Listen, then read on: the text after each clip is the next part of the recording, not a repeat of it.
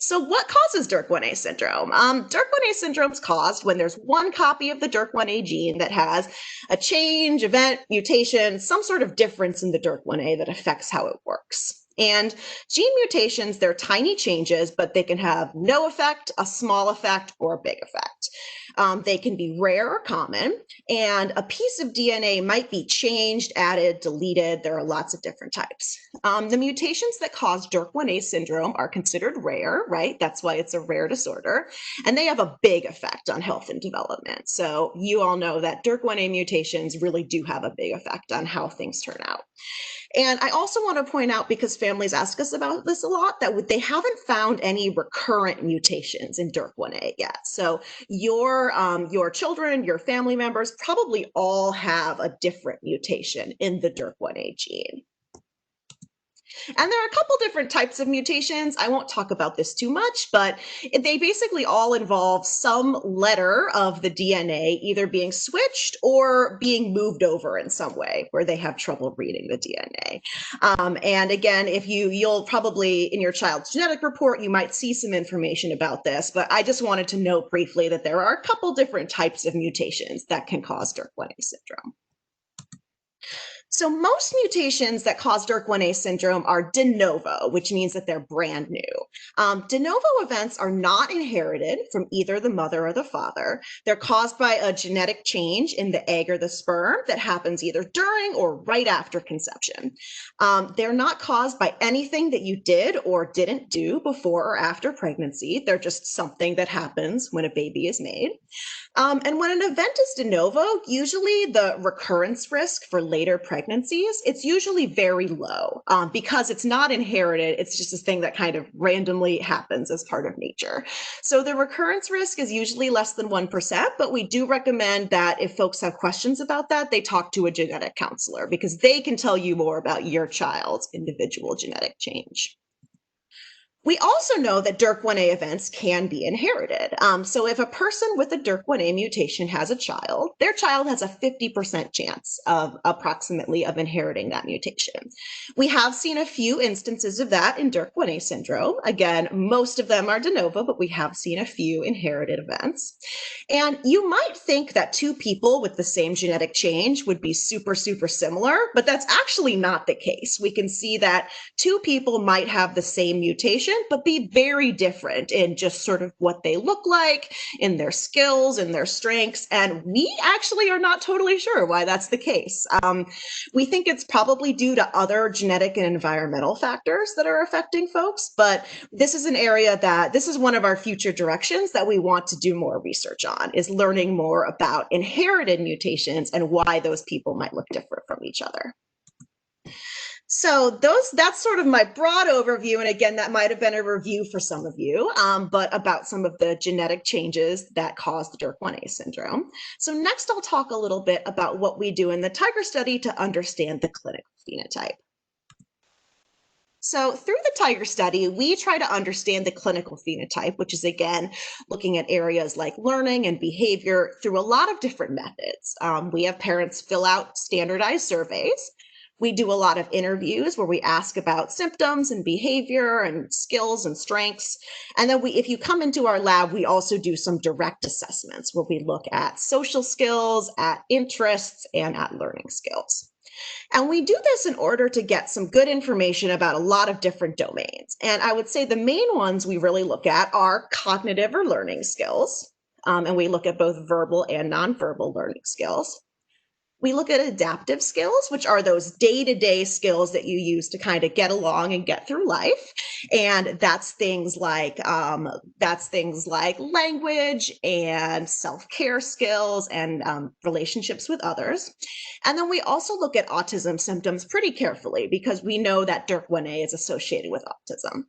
Other areas we look at are language skills, we look at the treatments and therapies that folks have had, and then we look at behavior and psychiatric problems as well. So lots of different stuff. And here's what we know so far, kind of broadly about the clinical phenotype in Tiger. So, almost all of the folks that we've seen, not all, but almost all of the folks that we've seen through the Tiger study meet DSM-5 or kind of medical diagnostic criteria for an intellectual disability or a global developmental delay. And I'll talk a little bit next about sort of how we make that determination when folks come into the lab. Most of the folks we see, again, pretty close to all, when we see them in the lab, they also meet criteria for an autism spectrum disorder. And again, I'll talk about how we make that determination. And then we also see that the folks that we see in the lab, on top of those things, tend to also have some challenges with speech and motor. So that might be differences with pronouncing words or speech sound disorder, differences with language or language disorder, and then some motor coordination challenges or developmental coordination disorder.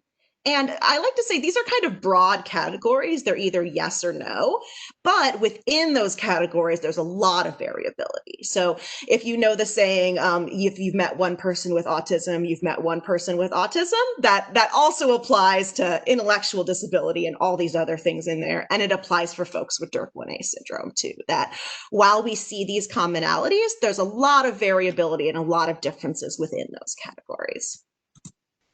So, to determine whether someone meets criteria for an intellectual disability or a global developmental delay, and global developmental delay is a category that's usually used for really young kids, like 4 or 5-year-olds, we look at two areas. So, we look at intellectual functioning, and we might look at that by doing an IQ test and asking questions about learning. And then we also look at adaptive behavior and those day-to-day skills. And if the person we're seeing has some really kind of significant challenges in both their intellectual functioning and their adaptive behavior or kind of day-to-day living skills, then they might meet criteria for an intellectual disability. And based on the amount of support that they need with adaptive behavior, the amount of support that they need with day-to-day living skills, that's where those different categories have come from. So you might have heard that your child has a mild, moderate, severe, profound intellectual disability, and we base that based on how much support they need in their day-to-day lives. So basically what this means is that kind of all the folks that we've seen with DYRK1A do need some support in their day-to-day lives, but the amount of support they need is going to vary. And then for an autism spectrum disorder or ASD diagnosis, we look at social communication skills. So does the person have challenges with social emotional back and forth, with nonverbal communication, with relationships or friendships? And then we also look at what are called restricted or repetitive behaviors and interests. So that might be things like repetitive body movements, with having difficulties with change or transitions, with having some kind of strong or unique interests, or with sensory differences. And that could be either having challenges with sort of sensory things like sensitivity to noise, or really seeking out sensory things. And I know in the folks with DYRK1A that we've seen anecdotally, I feel like we've seen a lot of folks that have some sensory interests in things like water and elevators and certain sounds and lights and textures. That's something that we've really noticed and that I think is fun among our kids with DYRK1A, that they have these cool sensory interests. And when we're making an autism diagnosis, we also make sure that these differences aren't totally explained by an intellectual disability, because folks with intellectual disability do also have challenges in these areas. So for the clinical area, next I want to highlight a study we published recently where we looked at some early predictors and later outcomes in DYRK1A. And for this study, what we did, we looked at some other different genetic differences as well, but in DYRK1A, we looked at relationships between early developmental milestones, so things like first words, first phrases, and age of walking, and later cognitive and adaptive skills in DYRK1A, because we wanted to know what are some of the early signs or early predictors that might be associated with later outcomes in DYRK1A. And the main thing we found in this study is that the age of first words and the age of first phrases, so how old kids with DYRK1A were when they said their first words and first started putting a couple words together to use phrases, that was a good predictor of later nonverbal, verbal, and adaptive skills. So to summarize that, what that meant was that for kids with DYRK1A, earlier first words and phrases was associated broadly with later higher cognitive and adaptive skills. We found that age of independent walking wasn't as associated. So if you have a child that's a little later to walk, that might be a good sign that that might not be as associated with their later outcomes. Another thing that we saw in our group of folks with DYRK1A syndrome is that there was kind of a 50-50 description category for using phrases. So what we found is that half of our kids with DYRK1A had developed phrase speech or had started using phrases by 80 months. So that's around 6.5. Whereas the other half of folks we've seen had not yet developed phrase speech when they were evaluated. So we're not totally sure what this means. It could tell us that if somebody with DYRK1A hasn't started using phrases by about age 7, they might be less likely to use phrases in the future. Or it could just mean that we didn't wait long enough to test them and that we need to wait a little longer. But that's just one thing I wanted to point out, that we saw this kind of 50-50 grouping. And I think the moral of the story for families is that early speech, so early use of words and phrases, is an important milestone for kids and for families with DYRK1A. So based on that, we think it's pretty safe to recommend that early and intensive speech and language intervention might be helpful for our DYRK1A families in promoting later positive outcomes. And this is a graph from that paper. It's a little complicated, but I think basically what it shows is that we see some folks with DYRK1A who develop words pretty early on. Some folks develop that later, but there's an association between how early they develop words and phrases and what their nonverbal, verbal, and adaptive skills look like later. We also recently did a small study where we looked at satisfaction with speech therapy. And this study was led by one of our awesome undergraduate students who I think is on the call with us today. But for that one, what we did is we looked at 16 people with DYRK1A syndrome, and we looked at parent satisfaction with different therapies. We found that almost all of our DYRK1A kids received both private and school-based speech language therapy, plus lots of other therapies. And we found that on average, parents were more satisfied with private speech therapy than with school-based speech therapy. This is what we kind of expected to be the case based on talking to families. And we're not totally sure why that's the case, but we think it's because private speech therapy tends to be a little more personalized, and there's sometimes more communication with families about what the goals are and what we should be working on at home. So this study supports access to personalized and comprehensive speech therapy for kids with DYRK1A. So I think when you put this study together with the last study, this tells us that early, intensive, personalized speech therapy is good for kids with DYRK1A. So that's one of our kind of research and clinical recommendations. So next, we'll take a break from me talking, and Anna is going to play a video of Dr. Caitlin Hudac from the University of Alabama talking about the biological phenotype. Hi, everyone. I'm Dr. Caitlin Hudac. Thank you so much to Dr. Kurtz-Nelson for letting me give you a little sneak peek at some of our upcoming findings. You may have met me through the Tiger study at the Rab Lab. I am currently at the University of Alabama, where I'm running kind of a sister study that I'll tell you a little bit about. I still work very closely with the Rab Lab, and so I'm really excited to showcase some of the work that we've been putting in over the past year or so, much of which is attributed to all of the efforts of so many families who were in Seattle last year for the conference. One of my goals for today is to give you a little bit of a sneak peek about why we are searching for biomarkers and how we're doing that specifically. And we have some really cool, hot off the presses findings that I'm excited to talk to you about.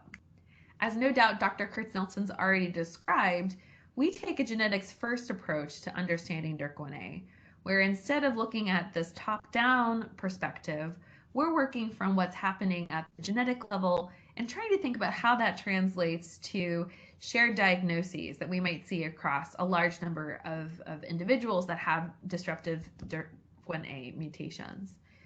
We know that DYRK1A is linked to autism and intellectual disability, as well as speech and language delays and microcephaly. And so we have these connections, we have these built up associations. And so the next step is to really start to think through how these features come to be. So what is the mechanism that's at play? So for instance, how is it that a genetic disruption to DYRK1A is associated with an autism spectrum disorder phenotype? Well, we can take knowledge gained from our collaborators and colleagues who do amazing work looking at molecular and cellular models in animals and other kinds of cells. And from there, we've learned a lot about what DYRK1A is responsible for and how it functions in normative development, or what happens whenever we knock it down or remove a copy of DYRK1A in animals, for example. One of the things that's missing is kind of this behavior and information piece. And that's where I come in to say, well, can we find some way of measuring biological features of DYRK1A that map both to the functional role of the DYRK1A variants as well as to what we see at the diagnostic level, what these phenotypes are. So really kind of looking for a bridge. In our work, we are using two different techniques to try to understand these biomarkers. One is electroencephalography, or EEG, and the other is eye tracking, where we track how people use their eyes to understand information on the screen. One of the primary reasons why I'm excited about EEG as a candidate biomarker is that we know that DYRK1A has an important role in brain development, including how our brain is forming neurons that share information about what we learn about the world. We also know that EEG is something that can be accessible to many people. So regardless of how well you're able to listen and follow instructions, we can still record very important information about how you're processing information in the world. And to that extent, we can actually capture these real-time features. So we can look to see, well, if you're learning information, how long does it take for you to acquire that information, or when do you start to get bored of that information, and track these trends within even one experiment. With the modern style of EEG nets, they go on within a couple of seconds, and we're up and recording. And so we can do testing with young babies, kids who have minimal speech, kids who have sensory sensitivities. We have ways of kind of working with a lot of different unique populations to make sure that they're as successful as possible. And they're super cute. So one of the exciting things is that we can record from each of those different sites that you see on the net, and we're able to capture really specific moments when you're thinking about pictures that we show or sounds that we play. And as I mentioned, we are very interested in our work and kind of understanding how from moment to moment we're really processing all of this information. So I've been talking a little bit about cognition as one of our targets. And one of the cognitive systems that we focus on is the attention system. And this is a network of brain regions that are connected to help us focus on different pieces of information in the world. Sometimes this is intentional, like when we concentrate and try really hard. Other times we are focusing on pieces of information very implicitly without necessarily even noticing that we have allocated more our brain resources than maybe a moment before. So because of this, we can actually look at how these shifts are occurring dynamically in time. So as you become more and more familiar with a piece of information, then your brain becomes less responsive. We can track how quickly you become familiarized to this information.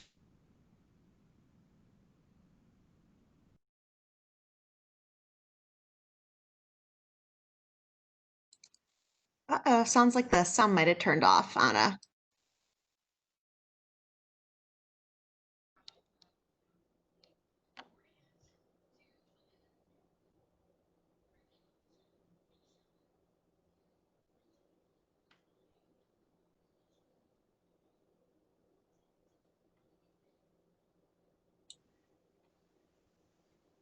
Oh, sounds like the video might have popped out for a little bit. Anna, if you'd like, I can go ahead and keep going with the other parts of the presentation, and then we can jump back into this later if you'd like. Or I bet Dr. Hudac would also be happy to post it on the website as well. Yeah. So maybe what I'll do is I'll just keep going if folks are okay with that, and then we can maybe try again later or post it on the website. So I'm going to go ahead and share my screen again.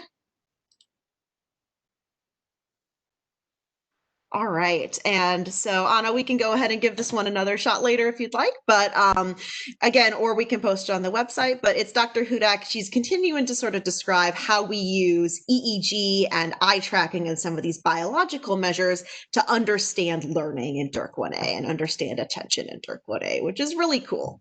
And I'm happy that she was able to share.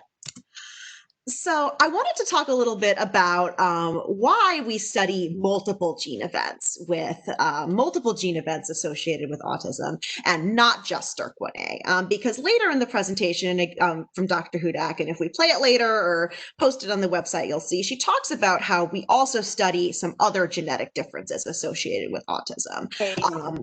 Okay. I'm really sorry. I'm back. Do you want to put the video back? Oh, sure. Yeah, let's go ahead and give it a shot. And then if it doesn't work, I can just keep going, but we can go ahead and try it again. I'll mute myself. Perfect. Sorry. Thank you for worries. taking the lead and see that I was out.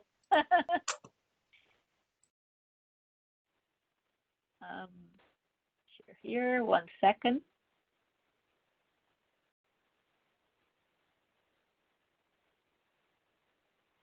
To this information, meaning how quickly your brain starts to understand that it's no longer as salient or as important as it might have been a little.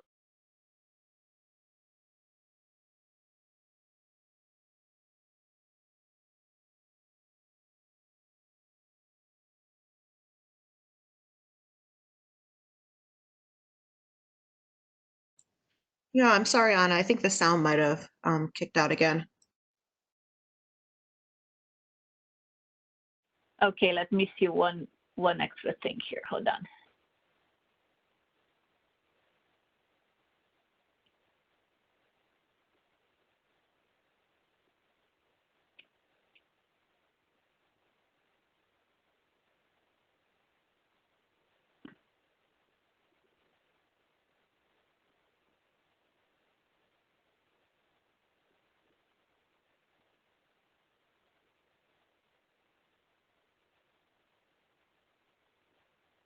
Important as it might have been a little while before.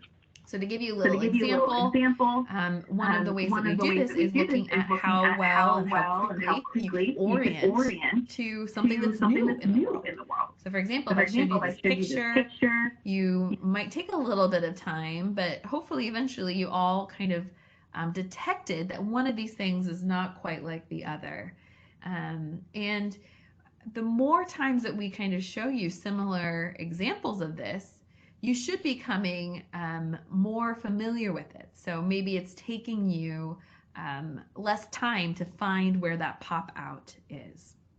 Well, we can do the same task in EEG, where instead of showing pictures that have something different, we play a lot of sounds, and sometimes those sounds are a little bit different.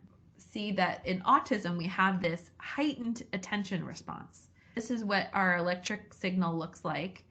When you hear a sound, it's right at this, this vertical bar. And then about 300 milliseconds after you hear the sound, there's a part of your brain that becomes really responsive. And it becomes very responsive when it's something very new in the world. And it's kind of basic whenever it's a repeated sound that you might have heard before. And so what we see in autism is that this response is heightened. So we see a bigger response. This is much taller than the control response. So what we've done in this prior study is we took every time you heard these new sounds, well, we put them on top of one another. So we looked at every single trial, every single time you heard a chirp or a squeak, and we looked at how that sounded when you heard relative to when you heard this repeated sound over and over and over again. And we're able to look at what we call habituation plots. And what we found in this study is that our typically developing kiddos actually extinguish this response very quickly. So what happens is this dies down much more rapidly than in autism. So in autism, we're seeing this heightened response, and it's kind of sticky. It's there for longer than it should be.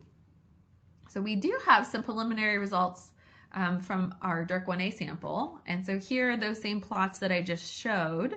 And I think that now that we've added even more individuals with autism and more controls, I think you can really see how much bigger this is in autism.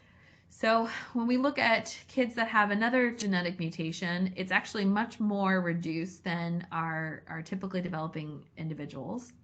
And we have 15 kids with DYRK1A, and we're seeing an even smaller differentiation. So relative to our typical controls and our autism group and kids that have a different genetic mutation, we're seeing a much smaller brain response in DYRK1A. And if we plotted these peaks from time to time from each trial, what do we see? Each trial gets its own little kind of marker. And what you can see in autism, we have that big effect at the beginning that kind of narrows over time. And our other genetic mutation group looks very similar to controls. And here in DYRK1A, we're really not seeing very much habituation whatsoever. So the signal's very stable across time. So from a brain biomarker perspective, we're seeing that there might be a reduction in auditory attention in DYRK1A. But because that DYRK1A is linked to things like autism spectrum disorder that have this really specific social communication problem, we wanted to look also more broadly at social attention. And so we have, we actually just published this study a couple weeks ago, looking at how kids with autism, what they look at whenever they're watching a social scene. So in these video clips, we had a couple different kinds of conditions, but the main comparison is whether or not the two actresses are looking directly at one another, or whether they're looking with shared focus at an activity on the ground. And so we looked at how much time different people spend looking at background elements, and sometimes we put a lot of really fun things in the background. Other times there wasn't very much going on. So in this first study, what we found is that in autism, they spend a lot less time looking at the heads and the faces of our actresses than typical development. And this is a very common finding that we found in a lot of different autism studies. Our preliminary DYRK1A findings show something very similar. So here I'm also plotting our controls in blue and autism in red, and here DYRK1A is in purple. And we're also in the same kind of way, we're plotting the relative amount of time that kids spend looking at the face. One of the things that might be more obvious with these little arrows is the fact that our kids with autism and our kids with DYRK1A are looking at the heads and the faces much less often. So this is very well aligned with our autism phenotype. And although this is really early preliminary results, we are seeing almost a floor effect where our kids with DYRK1A hardly ever look at the faces whatsoever. Now, we could also think about how much time kids are spending looking at the area of interest. So these are two people that are working together on some sort of activity, whether it's cutting vegetables or putting toys away. What we found in our recent study is that children with autism spend more time looking at the activity itself, specifically in this one condition. So whenever we have two adults who are looking at each other but working on something together, our kids with autism are more focused on the activity than focused on the faces. Now, when we look at our preliminary findings with DYRK1A, we see that actually our controls in kids with autism showcase very similar patterns in both of these conditions. But we have this really unique phenotype with DYRK1A where particularly in this bottom picture, when both actresses are looking at the object, we see that our kids with DYRK1A are not looking at the activity at all. So, I'm not going to highlight this today, but we do see that they spend a lot more time kind of looking at the background activities. So all of this is just, it's very early, it's hot off the presses. We put together some of these figures just for you. But we're really kind of excited. So we're seeing that we have this decreased auditory attention, and we're seeing that it's also atypical when we think specifically about how we should be paying attention to other people, whether or not they're sharing interest in each other or looking at a shared activity. And so our next step is really to kind of think about how do we link are biomarkers to both this macro level diagnosis. So what features of autism or intellectual disability are we able to map onto? So one example would be to look more closely at whether or not our auditory attention task could help us understand how kids with intellectual disability are processing information in the world. Additionally, we're interested in how our biomarkers might map onto the cellular and neuronal function that we can measure in the lab, and being able to kind of have a bridge where we can link what we see in maybe an animal brain into the human brain, and then have that really help us form and evaluate effective treatments. So lastly, I want to tell you a little bit about what we're doing at the University of Alabama. We still work very closely with everyone at the Tiger study, at the Rab Lab at the University of Washington, but we are continuing to push on our biomarker development work down here. So we have a study that's basically a sister study to Tiger that's called the Biomarkers of Genetic Etiology of Neurodevelopmental Disorders, or BioGene. And so our goal is to really understand what biomarkers might be unique for different genetic mutations and really start to work on developing and testing treatments. My colleagues here do a lot of work with designing clinical trials, and so that would be the next step once we have established our biomarkers. So we're currently completing testing with lots of different kids that have disruptive ASD mutations. We have funding specifically for GRIN2B and SCN2A, which is great because we're trying to get some equal numbers to the DYRK1A group. So now we'll be able to look at a couple of different genetic functions and see how there might be some overlap. All right, I think that's about as much time as I have. I want to thank everyone for the funding that we've received here, as well as the support that Dr. Bernier and Dr. Eichler have had at the University of Washington.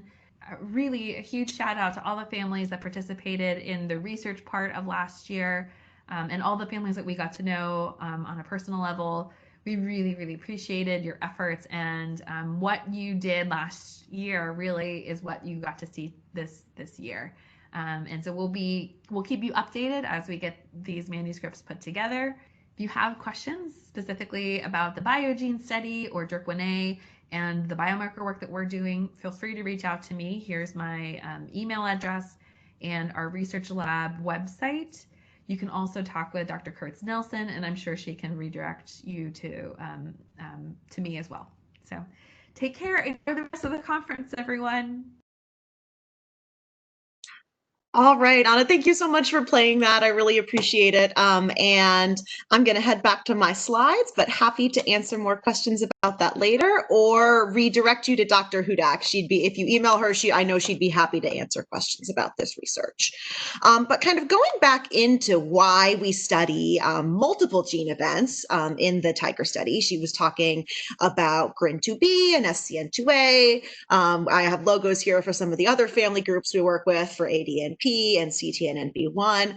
And that's because the reason we study multiple gene events, or LGDs, that are associated with autism and developmental disability is that they all have some things in common. They all impact how the brain develops and how brain cells communicate. They all have a big role in early development in areas like motor and language and social and learning, and they're all really strongly associated with autism. So they're genes that do different things, but they have some stuff in common. So looking at different gene events allows us to have a bigger sample so we can find small but important effects when you have more people. And it also helps us understand what's unique and what's shared across LGDs. So by looking at multiple gene events, we can understand what's really unique to the DYRK1A community, and then what challenges might be shared sort of across the community of people with gene events associated with autism. So then the results can inform care and treatment of all people with gene events associated with autism, which we think is important. And we've learned a couple things from looking at multiple gene events put together. And one I want to highlight here is that we did a study where we put a bunch of different gene events together, and we found out that in that study, maternal health problems during pregnancy were not associated with IQ, adaptive outcomes, or autism symptom severity. So I think that's important to highlight, just knowing that health problems that may or may not have been experienced during pregnancy, we haven't found an association with sort of these later outcomes. We also found that people with LGDs have on average kind of lower cognitive skills than people who have autism and don't have LGDs. And then recently we found out that having a history of severe abdominal pain is associated with having some more self-injurious behavior, which is a type of challenging behavior where kids engage in self-injury. So this is just an example of some of the findings that we can get by looking at multiple gene events that might apply to kids with DYRK1A as well. And the last area I'll talk about today is the medical phenotype of DYRK1A.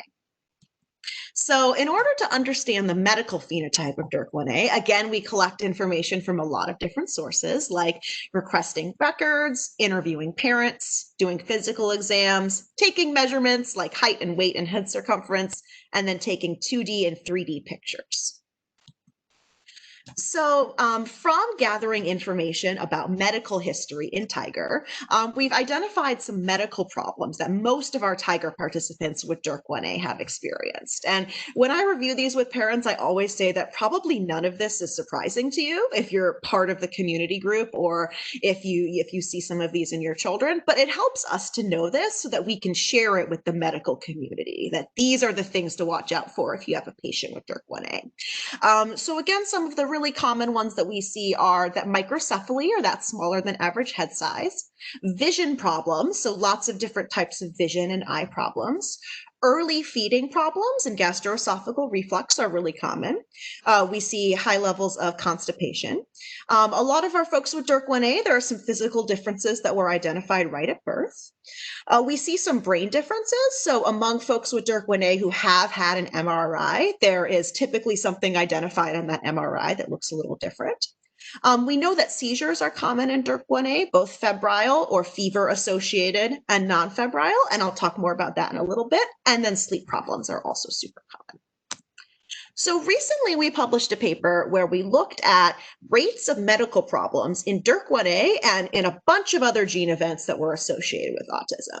And again, the reason we did that was to identify what are kind of the unique features about medical problems in DYRK1A, and then what are some kind of shared medical problems across people who have a gene event that's associated with autism. So we found that compared to other people who have a gene event associated with autism, people with DYRK1A syndrome were more likely to have vision problems. They were more likely to have seizures that were associated with fever, and they were more likely to have microcephaly. And then most of the people we saw with DYRK1A also had a history of non-febrile seizures, of allergies, of major surgery, of severe constipation, and of gastroesophageal reflux or GERD. And this just shows really quickly. So circled in red is the DYRK1A group. And you can see that febrile seizures are common in DYRK1A, but not common in a lot of the other genes we look at. So that's something that's really kind of unique about DYRK1A, is that seizures are more likely to occur during a fever. And again, we're not sure why that's the case, but it's something that's currently being researched. And then we also see that non-febrile seizures are common in DYRK1A, and then also in some of the other genetic differences we look at. And then this one just shows microcephaly. So the majority of folks that we've seen with DYRK1A do meet criteria for microcephaly, or a much smaller than average head size. And that's actually pretty unique among gene differences that are associated with autism. So that tells us there's something specific about these disruptions to the DYRK1A gene that causes that smaller than average head size. And then this one shows vision problems. You can see that vision problems are pretty common across the board, but they're also quite common in DYRK1. So another project we did looking more at seizures and development in DYRK1A recently. In this one, we found that 65% of folks with DYRK1A had a history of febrile seizures or seizures with a fever. 69% had a history of non-febrile seizures. And one thing I wanted to highlight that out of those 26 folks, only one of them described the seizures as intractable. And intractable seizures means seizures that are really frequent and that aren't resistant to medications. So I think to me, I see that as a good thing, that while seizures are common in DYRK1A, it's not common to have these really severe epilepsy phenotypes where you're having really frequent seizures. The average age of the first non-febrile seizure was at age 4, but there was a lot of variability in that. They might happen earlier or later, and we didn't see any association between age of seizure onset and cognitive or adaptive skills. So I think that's really important for parents to know too, that there wasn't an association between having seizures earlier or later and between later outcomes. So we made a couple of recommendations for medical providers based on some of these findings, and I won't talk about them too extensively, but the main ones were that primary care providers should serve as a medical home for people with gene differences associated with autism, where they're coordinating care, they're collaborating with specialists, they're assessing, monitoring, and treating co-occurring medical conditions. And we also recommended that pediatricians encourage participation in family groups like this one. So finally, we've also been doing some research recently on looking at facial features in DYRK1A because DYRK1A gene differences are associated with some unique facial features. And they're the kind of facial features where for me, as somebody who's not trained in this intense medical genetics, I don't always notice it, but people who are really trained in this are the ones who are able to notice it. So they've identified some differences in eye shape, forehead shape, nose shape, jaw shape, and ear shape in people with DYRK1A. And we're trying to learn more about that by using a technology called 3D-MD that takes 3D pictures of the head and face. When we do that and take those 3D pictures of kids and their parents, we can compare them to age norms and to the parents' facial features to find small changes. And so far with our preliminary results, we found some possible differences in upper lip size and head shape. And this helps us understand how DYRK1A gene differences can impact kind of craniofacial structure as well. So I'm going to wrap up by talking a little bit about recommendations for families and providers right now. And our main recommendation is that people with DYRK1A syndrome really have, again, it's a complex syndrome where people have complex and individual needs. So we really recommend that people with DYRK1A syndrome should receive personalized and comprehensive support across the lifespan. Based on our research, we think that might include early and intensive language intervention, which can happen through speech language therapy or potentially language-focused ABA. Adaptive skills intervention like physical therapy, occupational therapy, again, that may be addressed in ABA depending on the focus. Regular medical monitoring, where the pediatrician or primary care provider is providing that medical home and referring to specialists as needed. Adult and transition services are also really important for folks as they get older to support independent living and quality of life. And then we also want support to be available for families and caregivers, and we think groups like this are one of the best mechanisms for that. So you might be saying, okay, Eva, that sounds great, but what about gene therapy? And I wanted to highlight that the Simons Foundation, which is a foundation that runs Simon Searchlight and does a lot of research on genes and autism, had a workshop earlier this year where they kind of were trying to make some plans for doing later gene therapy research in autism. And I just have a quote here from one of the scientists there, Rick Lifton. He said that autism cases associated with high confidence single genes are going to be a first target for some of that gene therapy. Conditions associated with intellectual disability, motor difficulty, and seizures. And then particularly cases of haploinsufficiency, where there's one gene that's not working right because there's a clear effect where you can add back or boost the activity of a remaining good copy. And he's basically describing DYRK1A and similar syndromes when he says that, where there's a single gene, we know what it's associated with, and there's one copy that's not working right. However, However, gene therapies take a really long time to develop, up to 15 years, and they're very hard to test in humans just because of the really broad effects they can have. So I wanted to say that with gene therapy, I think there is reason to be optimistic in DYRK1A, but it's going to take a really long time, and it's going to involve a lot of trial and error. So for future directions in our research, we really want to look at inherited events, like we mentioned, personalized medicine. So how can we provide the best medical care to people with DYRK1A? Biomarker development, which is what Dr. Hudac talked about. We're very interested in adulthood and aging in DYRK1A. So what DYRK1A looks like in adults and as folks get older. We're also interested in doing research on some of the challenging behaviors that families might experience, and that might be things like aggression, self-injury, tantrums, and how we can support families with those. We want to learn more about the experiences of families who have a child or a family member with a rare gene event like DYRK1A. And our goal in the future is to partner with communities and with parents to identify that, because the scientific community in the past has not always focused on what families want to research, and we want to change that. We think you all have the best insight on what's important to you and to your kids. So before we get into the Q&A, which I'm really excited about, I wanted to thank our team. So Rachel Earle, Evan Eichler, and then Rafe Bernier have all been PIs on the Tiger study. And we also have lots of other folks to thank who contribute to this study.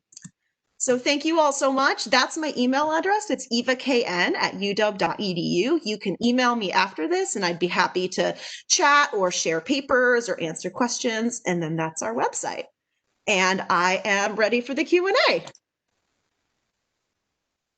Thank you so much, Eva. I love the presentation. I can't wait until get like more feedback from our team here, but I love it. Was a lot of knowledge for me. There's one question I want to start here from the Q&A. So we have a family that they have two daughters. They're not twins, like two daughters with the mutation. And they're asking if in your case you have anybody else that is like siblings, like two kids with the mutation. We do, in fact. We do have one other family who has participated in Tiger who has two kids. And I believe we've had some folks chime in the chat about that as well. But yes, there have been other cases of inherited DYRK1A mutations where we have two kids who have the same event. And I can say that they both, they're very different folks. So going back to that, just because you have a mutation doesn't mean you're going to be exactly the same. You'll still see some differences. But yep, it's a thing. Yes, interesting. Like I know the person that asked the questions, Priscilla, and they're like the two daughters are really different. And it's just a curiosity about their case because it's not inherent. Like the parents, they don't have it. Yeah, that's really interesting. And that's why we recommend that folks talk to their genetic counselor about inheritance, because we talk about kind of de novo and inherited mutations broadly, but it's more complicated than that too. And there is like somatic mosaicism and all sorts of different complicated stuff. So that's why we can share this information broadly. But if you want to know about your child's event and inheritance, we recommend talking to a genetic counselor. So I'm gonna ask some of the questions that are in the chat, and if anybody wanna ask a question live, just let me know in the chat. I can unmute you, or you can unmute yourself and ask that question. But our next question that's here in the chat is, how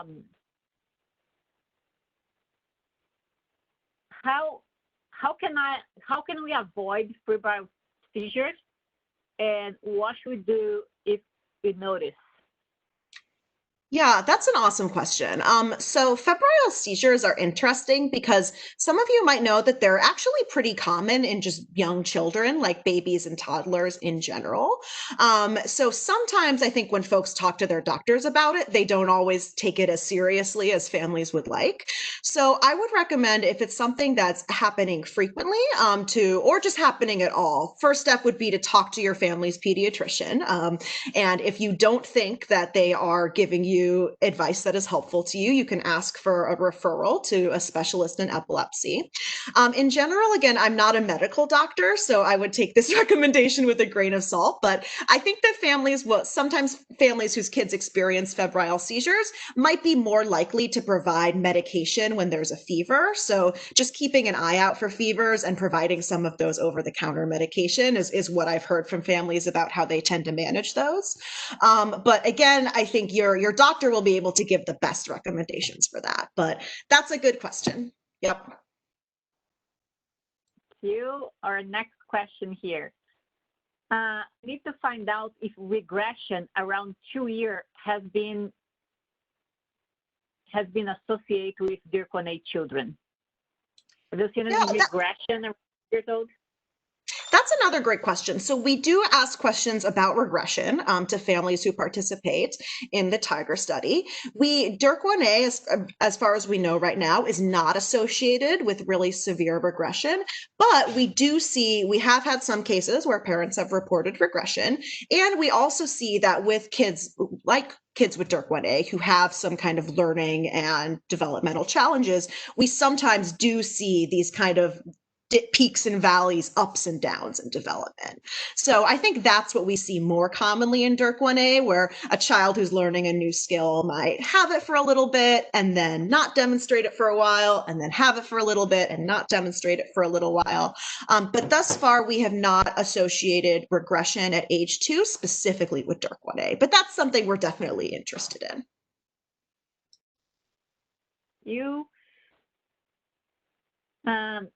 Have there been any IQ improvement for DYRK1A kids using speech, ABA, occupational therapy?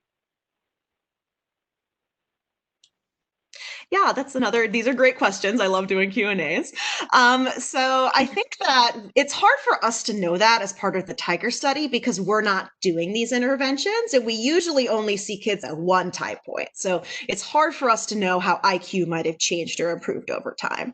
That being said, in kids with autism, so kids who don't have DYRK1A but who have autism, there have been IQ improvements demonstrated with early and intensive ABA. So there is some reason to think that that could apply to DYRK1A. And then we also just, in general, early speech therapy is highly beneficial for learning language development. So I don't know if that's specifically the case in DYRK1A. I think it could potentially be the case because we see it in autism. But I think knowing DYRK1A's big effect on learning and development and brain function, how brain cells grow and communicate, I think we would still see some of those intellectual disability and learning challenges, even if there were a lot of early therapies. And I'm seeing a question about what's ABA. I'm so sorry for not specifying that. ABA is applied behavior analysis. And that's a type of therapy. It can look really different from one kid to the next. So sometimes it's more play-based. Sometimes it's more sitting at a table and learning stuff. It can be a couple hours a week. It can be a lot of hours a week. But it's a therapy that is recommended broadly for kids with autism. I would say as long as you have a good therapist who has a good relationship with your child. Thank you. So I think this is more like a comment. Thanks. The comments like thanks. This is significant development like regaining speech. Can a de novo become inherent in the next generation? The answer is yes. Yeah. So if somebody has a de novo event, so if your child has a de novo event and then they have a child, there's a 50% chance that it will be inherited in the next generation. In general, again, talk to a genetic counselor, but in general, yes, if somebody has a DYRK1A event, whether it's inherited or de novo, there's a 50% chance that their child will have it. So regarding ABA, there's a comment here from Priscilla that in her experience, it was a great resource. They see like kind of really before and after ABA, the girls, they developed a lot. Just a comment from her. One other question, any info about other autism therapies such as RDI, RDI and the floor time therapies and how they work for DYRK1A children? Yeah, absolutely. And if you can, I don't know what RDI are, so if you know, it would be awesome to know. I do, yes. So RDI is Relationship Development Intervention, I think is what it stands for. And RDI and floor time are both sort of more play-based, relationship-based therapies for kids with DYRK1A.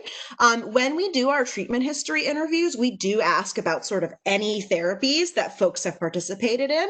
I unfortunately don't think we've seen a lot of DYRK1A families who have received those therapies, so it's hard to make a conclusion, but we will be looking at sort of all the therapies that folks have received to see how satisfied people are with them. In general, the most common therapies are kind of PT, OT, speech.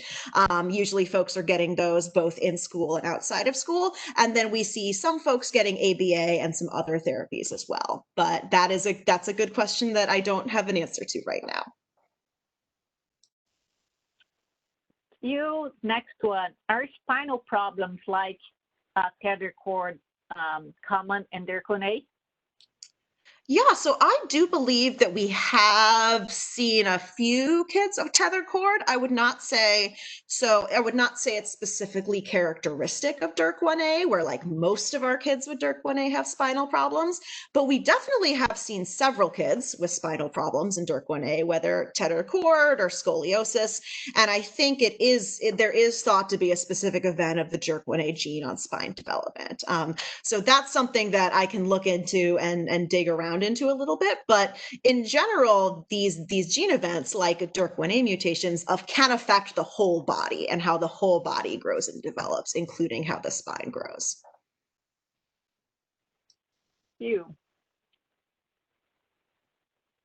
So there's a specific question here. Is there a relation between DYRK1A and Peter syndrome? I am not actually familiar with Peter syndrome off the top of my head, unfortunately. As far as we know, I don't see DYRK1A being related to other genetic syndromes that kind of specifically causes DYRK1A. But I'd be happy to look into that and chat about it afterwards or get back to you afterwards. Thank you. So, do you think it's important for us parents to have a genetic counselor? Like we see neurology doctor in general basis? Yeah, awesome question. So we do think that right after the mutation is identified, it's important to see a genetic counselor pretty soon after that so that they can explain your child's individual genetic difference. I think also if you have questions in the future that come up about, especially about like inheritance, about having other kids, genetic counselors can be really helpful for that. We don't necessarily recommend that somebody sees a genetic counselor like every year just because they might not have new information to share, but sometimes they do. So I think if it's possible, it's great to talk to a genetic counselor when you have specific questions about your child's gene event. And sometimes maybe after a couple years, if you can ask to see if there's any new information that's been uncovered after your child's gene event. So we usually find that people see a genetic counselor a couple times as opposed to every year, but I think they definitely will have the best information for you about your child's specific genetic event. You. Any recommendation for specific speech therapy methods? Some of our families have used prompts which focus on physical production of speech. That's a great question. I don't think, unfortunately, we're not that far into looking at specific speech therapy methods that might be most helpful. In general, I think that anyone who's taking a very sort of systematic approach with lots of clear targets and repetition in speech therapy would be helpful, and there are lots of different ways to do that. And then also, I know we worked with some folks with DYRK1A who have used augmentative and alternative communication devices, and those can be helpful for folks who don't have as much verbal speech. So not necessarily to recommend specific speech therapy approaches, but there are a lot of good approaches out there that could be effective for your child. Thank you. There's other questions here. I'm going to come for the next one, but for everybody, I'm going to launch the poll, and it's really important for you to answer, give us your feedback, what thought of the session, how helpful it was, and some suggestions for next topic. So while we keep with the question, if you can keep answer the poll, that would be great. Yes, I can hang out as long as you all have questions. I've got nowhere to be, so. Thank you. So next question here. We participated in the Tiger study about 5 years ago. Is there any benefit in following up and repeating some of the testing to track progression development? Yeah, that's such a good question. So that is something that I know we at the Tiger study would absolutely love to do in the future. We would need to have some additional grant funding in order to bring folks back. But our PIs, I showed you the picture of Rachel Earle and Evan Eichler, they're applying for new grants all the time to learn more about DYRK1A. So that's something that we would be, I think, incredibly interested in doing in the future. And we will update your community right away if that's something that we get funding to do, because I think that knowledge would be incredibly valuable.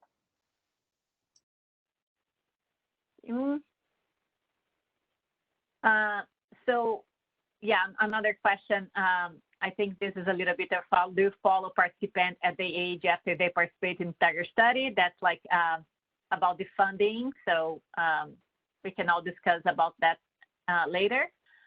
Another one is, I know this is quite a specific, oh no, that's already go.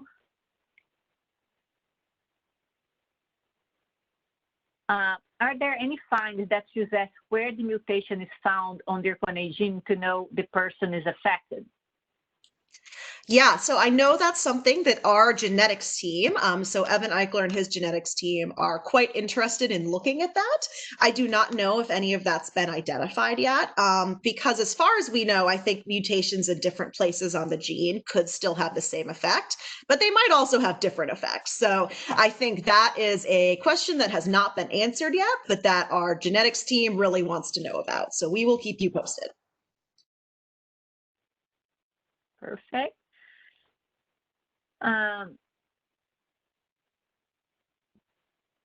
So another one, do genetic counselors work with adults as well?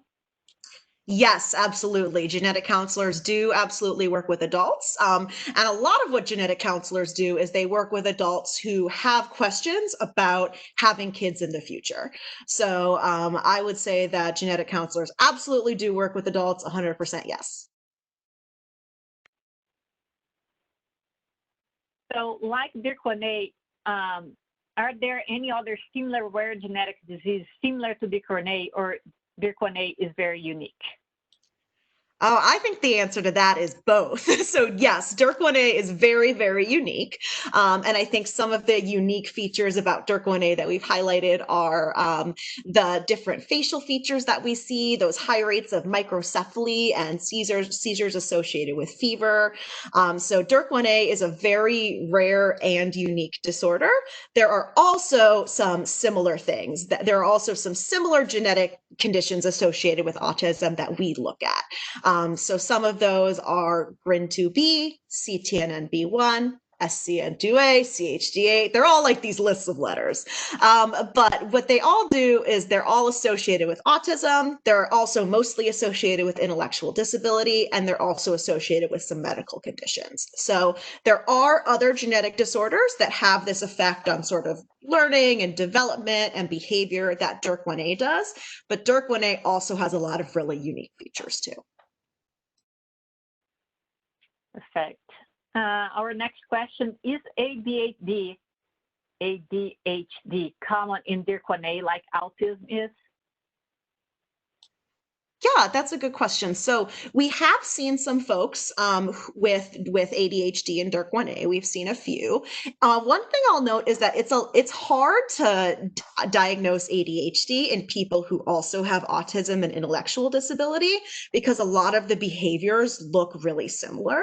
So a lot of times, different doctors might give you a different diagnosis, or it could be a little tricky. So it's tricky to figure out if somebody's activity level or difficulties paying attention are above and beyond what you might see in somebody with autism and learning problems. So we don't see through the Tiger study a lot of kids who also meet criteria for ADHD in addition to autism and intellectual disability.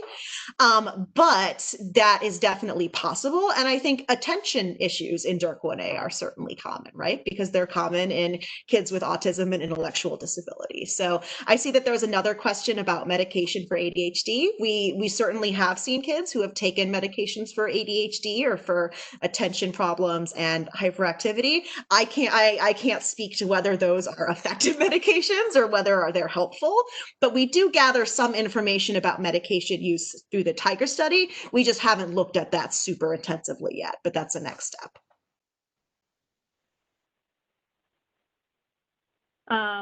So yeah, that covers two of the questions here about medication from Carol and Yola.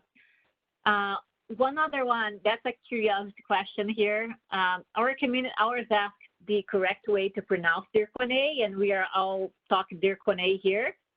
In the scientists, how you guys pronounce in a general basis? Yeah, we all say DYRK1A in our lab. That's how we say it. But I think if you wanted to pronounce it a different way, that would be just fine too. But yeah, we say DYRK1A in our lab. All right. Any other questions? I'm not seeing questions here. Yeah, it looks like I see one in the chat about medication for ADHD and seizures and whether they can have negative effects. From Yola.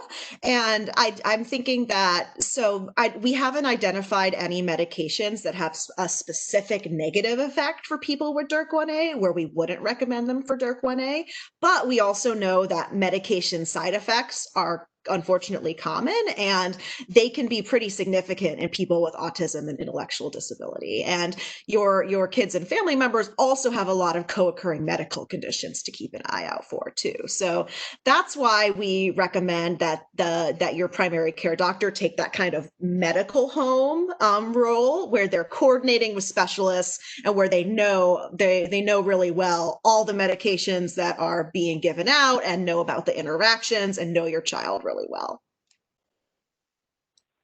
I do have a question.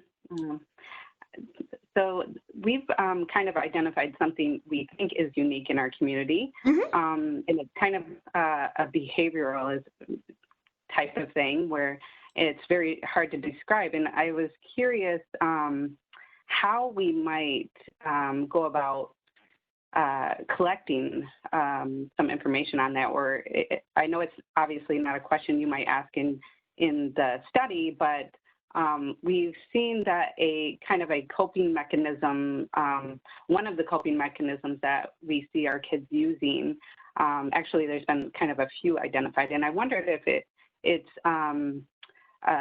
similar across other, ASD population. But our kids like to do this when they're tired, or and sometimes it comes along with putting a blanket over their face, and so I was curious. And then there's also like self-stimulation where they stretch out their legs really tense, and so I was just curious about that. Yeah, and I've talked to families who have mentioned the DYRK1A head pose before, so I definitely know what you're talking about, Amy. And I think that one is not something I've specifically heard of in kind of other groups, but it makes sense to me based on some of the things we know about folks with DYRK1A. That one of the things we're seeing is that there's some of this sensory seeking behavior in DYRK1A. It seems like you say, for coping and for self-regulation, that sensory seeking seems seems to be a way that a lot of kids with DYRK1A help cope and self-regulate, which I think is awesome. So we see, I think it makes sense that some of these different body poses and stretching could potentially be used as a way to regulate in DYRK1A. And then we've also seen a lot of folks with interest in sort of moving things like water and elevators and boats and cars and roller coasters. And we see that as another way to kind of regulate and cope as well. But I think if that's something you wanted to gather some more systematic information on in your group, Amy, I'd be super happy to collaborate with you all on that and kind of putting some questions together, because I think that's super interesting. Yeah, thank you. Yeah, as we respond, the question here is see like other position, like sitting in a knee position with legs under, something that's common too. So we might like collect all of those disposition and how they deal with that, right?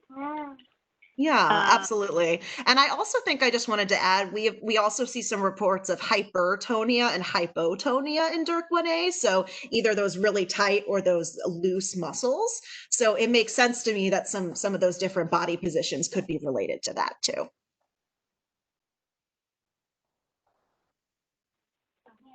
There's a couple questions here. It's like very useful eye-opening seminar. Thank you for good work and wish you success.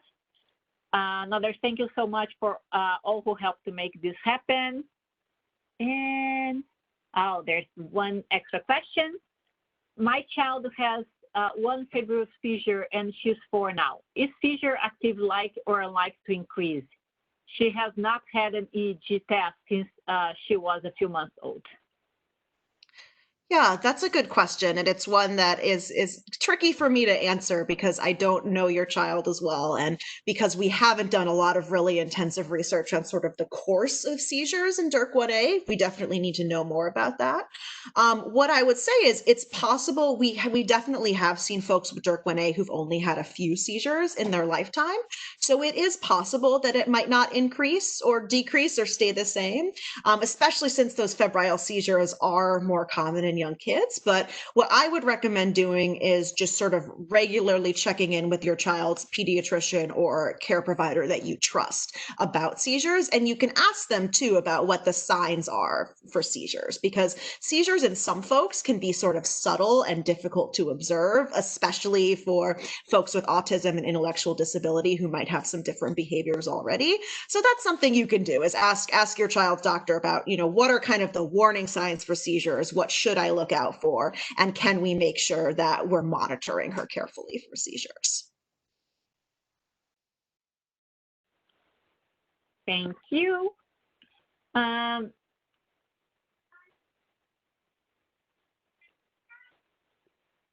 There's another comment that in Brazil, there's not a lot of studies and almost no doctors that know about DYRK1A. So she thanks to be able to participate and learn more with us here. Yeah, and that's part of why we're writing papers about medical conditions in DYRK1A, because we really want doctors to know more about this stuff. That is true. I would say like Priscilla is not by herself in Brazil, because even here in the US, a lot of doctors don't know about it. I think it's really fun, right? Where I am in Southern California, none of my kids' doctor ever heard about it before my doctor. Right. Yep. So we need to have some work for more awareness in the medical community. Absolutely. Totally agree.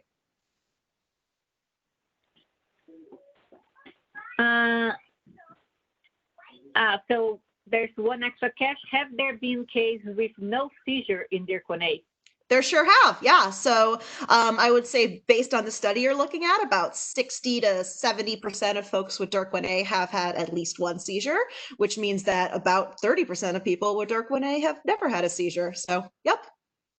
And we don't know why some people have seizures and some of them don't, but that's part of what we want to figure out. That is true. I think Lorna doesn't have seizure, right, Amy? And Lorna is over 20 already. She had febrile seizures. 3 years old.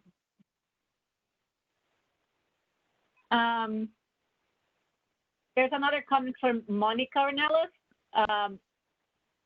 She's saying that in DYRK1A, there's always some different levels. For example, like autism, right? There's different levels and different behavior. I think it's more like a comment. Yep, absolutely right.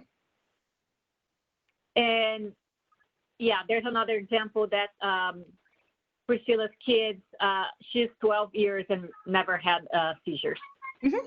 Yeah.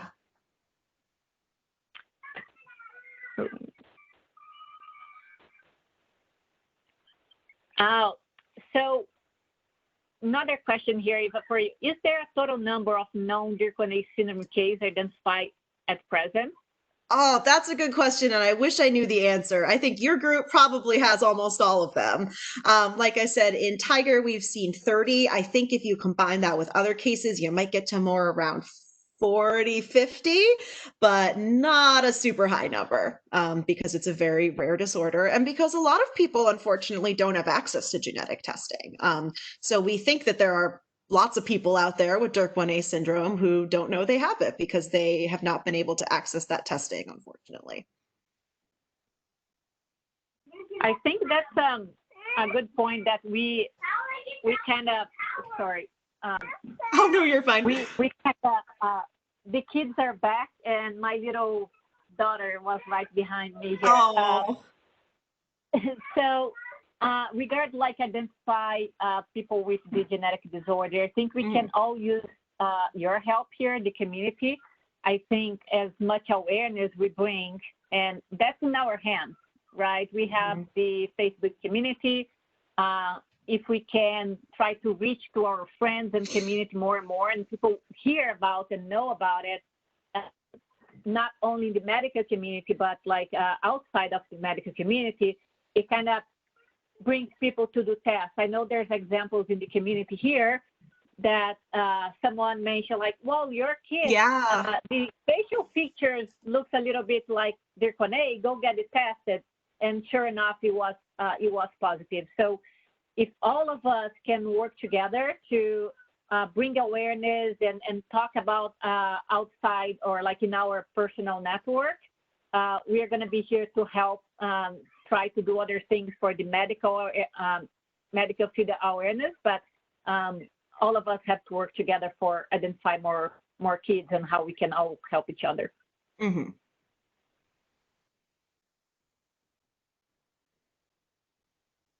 I think some good comments here, a lot of like example of like Janet Banks, like her 14-year-old never had seizures. Hiba Jan, her 15-year-old daughter also never had seizures. So I think there's a good number with no seizures in the community too. Yeah, there's a good number with no seizures, and there's a good number who have had just a few seizures too. So that's good. So some other comments. Thank you for doing this. That's from Debbie, Team Armored and Archer. And thank you. No other questions. All right. Thank you all so much for having me. I love being able to answer your questions and share information. And we look forward to sharing more information in the future. Thank you, Eva. Thank you very much, everybody. Thank you. Bye. Bye-bye. Have a great weekend. You too.